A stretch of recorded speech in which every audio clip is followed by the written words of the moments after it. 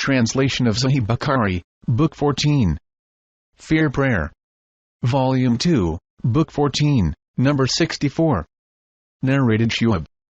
I asked Azari, did the Prophet ever offer the fear prayer? Azari said, I was told by Salim that Abdullah bin Umar I had said, I took part in a holy battle with Allah's Apostle in Najd. We faced the enemy and arranged ourselves in rows.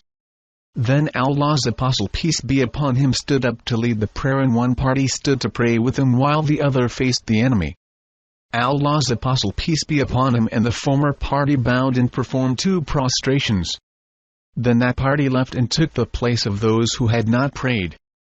Allah's Apostle prayed 1 rak'ah with the latter and performed 2 prostrations and finished his prayer with taslim. Then every one of them bowed once and performed 2 prostrations individually. Number 65.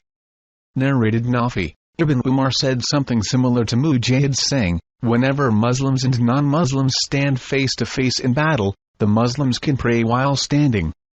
Ibn Umar added, the Prophet said, if the number of the enemy is greater than the Muslims, they can pray while standing or riding individually. Number 66. Narrated Ibn Abbas. Once the Prophet peace be upon him led the fear prayer and the people stood behind him. He said Takbir, Allahu Akbar and the people said the same. He bowed and some of them bowed.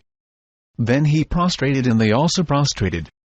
Then he stood for the 2nd rak'ah and those who had prayed the 1st rak'ah left and guarded their brothers. The second party joined him and performed bowing and prostration with him. All the people were in prayer but they were guarding one another during the prayer. Number 67. Narrated Jabir bin Abdullah.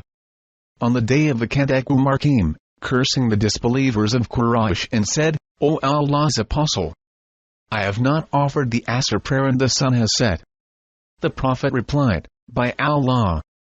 I too, have not offered the prayer yet. The Prophet then went to Buthan, performed ablution and performed the Asr prayer after the sun had set and then offered the Maghrib prayer after it. Number 68. Narrated Anas bin Malik. Allah's Apostle peace be upon him offered the Fajr prayer when it was still dark, then he rode and said, Allahu Akbar. Khaybar is ruined. When we approach near to a nation, the most unfortunate is the mourning of those who have been warned. The people came out into the streets saying, Muhammad and his army. Allah's Apostle vanquished them by force and their warriors were killed. The children and women were taken as captives. Safiya was taken by Dihya al-Kalbi and later she belonged to Allah's Apostle Go who married her and her mahar was her manumission.